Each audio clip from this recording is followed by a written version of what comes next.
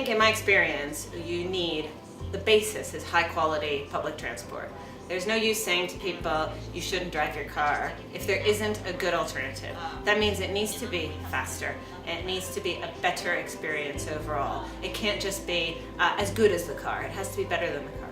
And in parallel, we do have to we can't be building more and more roads, because if it's ever more attractive to drive and more attractive to use rail, people will continue to drive.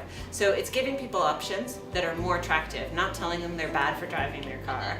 And in parallel, it's giving them options around walking and cycling that really work for what people want and are prepared to use. For example, in London, we found that there are a number of people who are happy to cycle on the streets with the traffic, but most people are not. So we had a big program to build segregated cycle lanes, so separate cycle lanes that people were prepared to use. Even with their families, it's really exciting. Now you can see people cycling with their kids to school. You would never see that before in London on these cycle lanes. So sometimes, you have to prove to people that it can be real in a city like theirs, because people say, oh, in Copenhagen, yeah, sure, they can do that because, that's because the Danish, they're like that. Actually, you can have the Copenhagen model in London, in Madrid, but it's actually doing it in a way that's credible for that city, and then we can showcase that that's a way that we can actually grow cycling in the city, for example.